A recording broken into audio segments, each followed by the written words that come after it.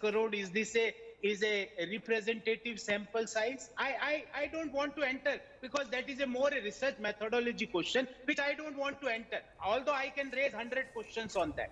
I had a very simple point. What is the mood of the farmers? Can't we see the mood of the farmers? First of all, it was told it is only Punjab, Haryana farmers. See what happened yesterday in Karnataka. Then it was told what is the mood of the young people? 9.2% is the unemployment rate. So I always saying we lost because of pandemic. I am asking why the other countries of the world are not having that impact on our economy as we are having after the COVID. The Okay. problem, the answer is that before COVID itself, we were in recession. I had asked a simple question, again repeating. Can Ms. Nalinji let me know any one governance parameter? I am repeating, any one governance parameter on which government ranking got improved internationally or with respect to the last year. Any choice. Choice is yours. Give me any one parameter. Education, health, social security, economy, GDP, per capita income, atrocities, crime against women. Tell me any one parameter. Okay, okay. That is what I want to I know. want to move the needle also. Nalin will respond to this, but I also want to take our viewers through all the data that we've taken so much effort to bring. One second, others will get. In 2 sentences. Okay, go on, I won't respond take in more two. than that. Okay, 2 sentences. Nalin. You know, you use the word baffling. I'm going to use the word hilarious. I mean, here is Mr. Gaurav Vallabh Pant, or Professor as he is, pointing out the so-called failures, and then your mood of the nation shows that they are exactly where they are. So are we to draw the corollary that they're completely politically incompetent? I mean, I don't know what to say.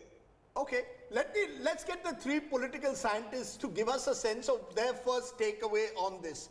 Why don't you go one by one? Rahul Verma, you start first. Give us a sense, explain to our viewers, is this clear evidence of there is no opposition, there is no alternative to Mr. Modi, or is this a positive vindication, affirmation of the leadership of the NDA? Thank you, Rajdeep, and thank you, everyone. So let me start making a comment on, I think the 12,000 sample size, if it has been done following all procedures, is a good enough sample. Professor Vallabh can keep raising questions, but this is a good enough number to make any sort of national level projections. Second point, I think what Rahul very well put, which is in the cricketing analogy, right? Like everything, and Govindji is correct about this, that there is sort of like, you know, external aggression and health crisis and economic crisis. Despite everything, what it seems like that nationally the citizens of India do not think opposition, the current opposition, as the alternative. And it can also be seen in terms of like what farmers protest and other things we are talking about. These are all non-party protests in that sense.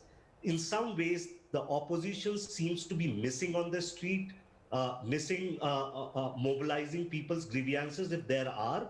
So this is a big question mark on the opposition. They cannot run away from it. The third point, which I want to sort of share, it is correct that what we are witnessing, a divergence between how people are voting in state elections and how people are voting in central election. And perhaps you can take back to the cricketing analogy, right? Some batsmen do well in tests and some batsmen do well in one day or T20. After a big India victory, everybody's Harsha Bhogle. Okay, let's get the next 2. Dr. Shastri, your first reactions. A quick short comment. My quick reaction to this is both Shri Vallabh and Shri Nalin Kohli are right. The only thing is they are looking at it from different perspectives. I think our mood of the nation clearly shows that the citizens seem to have faith in the way the government has handled the situation. This does not mean that the government has necessarily handled the situation very well. It shows an element of resilience in the Indian citizen, that he or she thinks that the way the government has handled the crisis has been the best it can be done. It is also a reflection of the hopeless inability of the forces ranged against the government to be able to get their act together. Rahul made an important point that the agitation against the government does not see the opposition parties there, but sees more of citizen groups who are involved in it.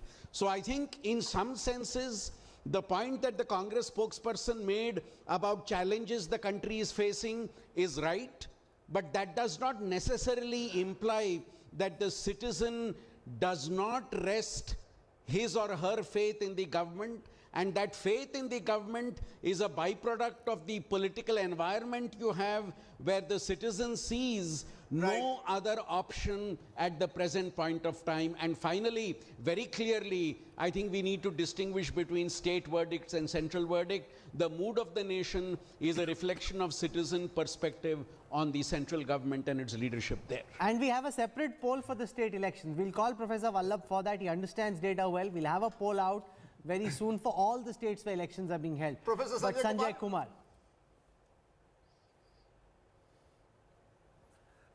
I would agree to all what Rahul Verma has said and what Professor Sandeep Shastri has said. I would only take the discussion a little forward. What is happening during last couple of years, or maybe a little more than that, that people's opinion on some of the issues, they may be critical about the government's performance. They have not been very critical about government performance on the pandemic. But even if they are not happy with the government's performance, that is not immediately translating into the party or the leader which they want to vote for.